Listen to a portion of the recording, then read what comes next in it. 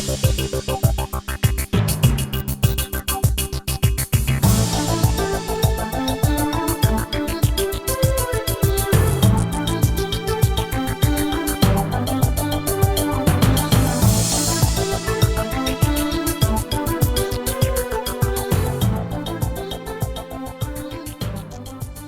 Client Solutions and Chairman of Randstad Sourceright to discuss employer brand strategies.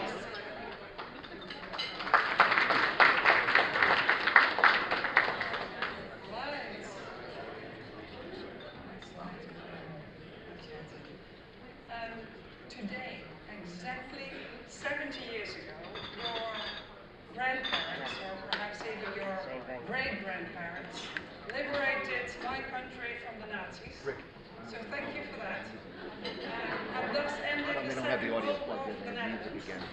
And because of that, it's one of the only 5 public holidays that we have in the Netherlands.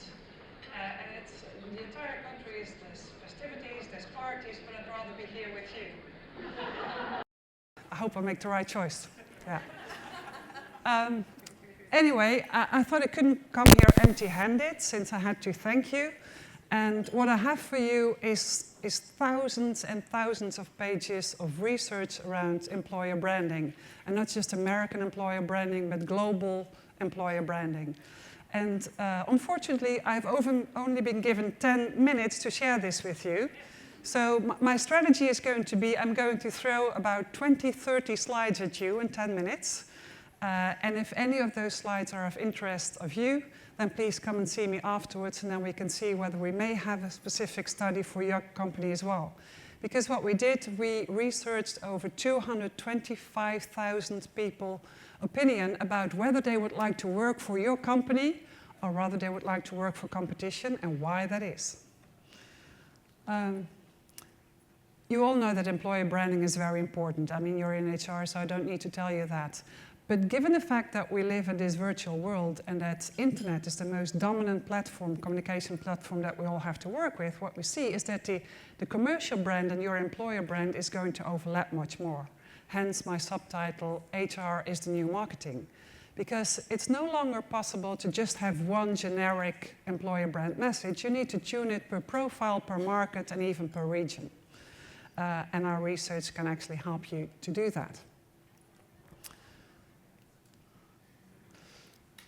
One of the main mistakes that many of the companies out here make is that when we look at how they promote themselves, it's all about how financially strong they are, how strong their management is, what a wonderful company they are. That's not what your future candidates are looking for. They're looking about, well, how is it for me? How is it to work for me in this particular company? So that's one of the mistakes, and there's about 100 other reasons there. There's a mismatch, and it's actually a growing mismatch because everybody understands about employer branding and the message gets stronger, which you actually shouldn't do. What you should do is you should own a couple of the drivers, and it better be the most important drivers because you can't be everything to everybody. So you need to own the most important drivers for your main profiles in your main markets and build your message around that. What you also need to do is that you need to account for local differences. Now, when it comes to Asia Pacific, as on this slide, it may seem a no-brainer to you that Japan is very different from China. But you can't go in with your US generic message and think that will work in all of the major markets. And look how different Japan is here. And then you may think, well, that's very far away. They're Asians. Of course they're different. But how about the region where I come from? You may think, you actually may be from Northern or Western Europe, somewhere in your history, that you know that and that they're very similar to how you would do things over here. But again, that's absolutely not true.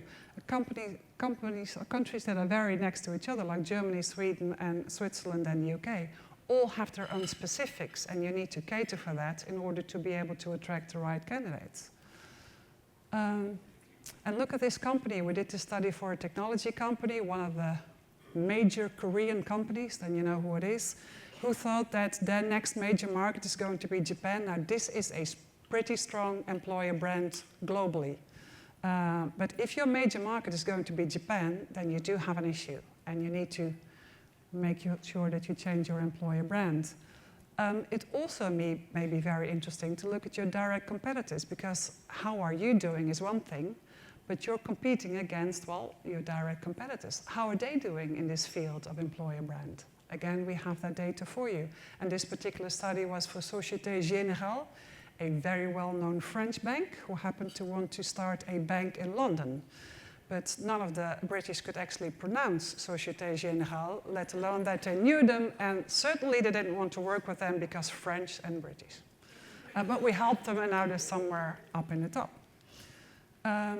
And how about demographic groups, age groups? A lot of life sciences companies out there have quite an aging workforce, and they want to appeal to the younger generation, but they just have no clue on how to do that. So what are the particular drivers that makes the younger generation want to work for you, and what is going to put them off completely? And if it's not in your own sector where you can actually go and acquire other talent from because you're not in that league, you may want to acquire them from other industries. Well, how do you compete against them? And what would be suitable hunting grounds for certain profiles for you to go after, rather than just have a trial and error and post and pray? And it's not just hunting to try and get the talent in your front door, because others are out there to hunt as well. So you want to keep your back door closed as well. So what makes your talent want to stay working in your companies? And earlier today, we heard that a good work-life balance is very important. But what does this actually mean, a good work-life balance? It may mean different things to different people. So again, for a certain company, we dove into that. And you may think it's like time between work and private life, or maybe working from home. None of that is true. It has to do with a lot of deadlines and how your manager makes sure that the team actually copes with the deadlines. That's very insightful if you want to lower your attrition. And talking about attrition, you may not worry about that at all, because you do think that you compare pretty well against your competition per country, per profile. Maybe true. I would rather check it out. And it's not just the actual lever, it's also the potential levers out there. And if you are worried about your attrition, what is it that makes people want to stay with you? Well, earlier this morning we heard that it's going to be a boss. You want to have a good boss, and that it's lack of career opportunities. If you're from the US, that's very true, but in the other half of the world, it's not true. It's completely different drivers. So again, having one message doesn't suit all of the markets, doesn't suit all of the profiles.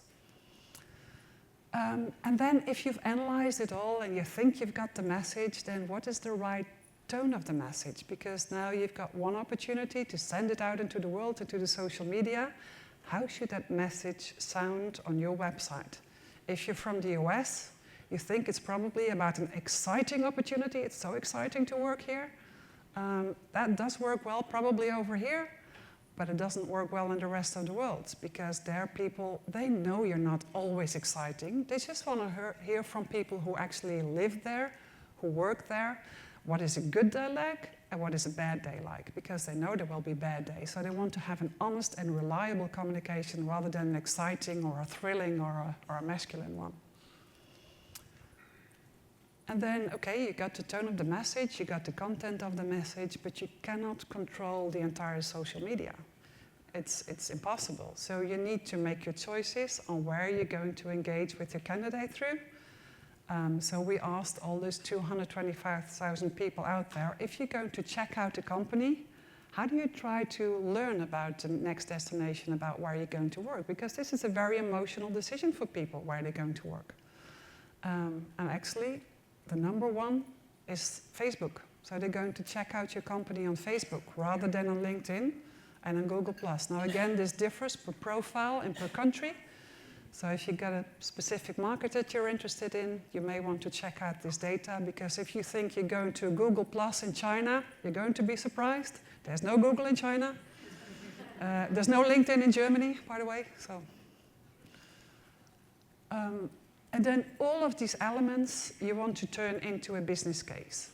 you need to come up to your board level, to your senior executives and say, well, we need to have an investment strategy for our employer brand to work with our commercial brand.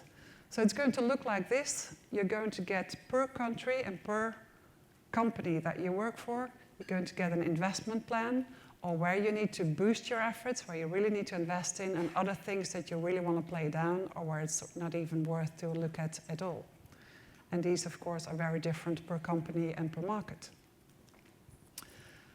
And what's the return on investment if you've done it all right? Well, there's one big thing that you're all looking after, and that is, of course, to make sure that your talent buying cycle speeds up and that you are getting access to the best talent out there.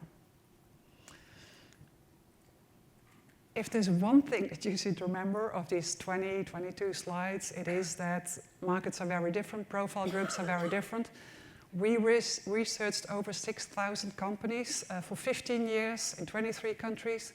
So if you have got an issue with your employer brand, or you think, well, coming to think of it, we may think that we have one size that could fit all and we need to change that, please come up to me and I'll check if we have a report available for you that you can use. That's it, exactly in 10 minutes.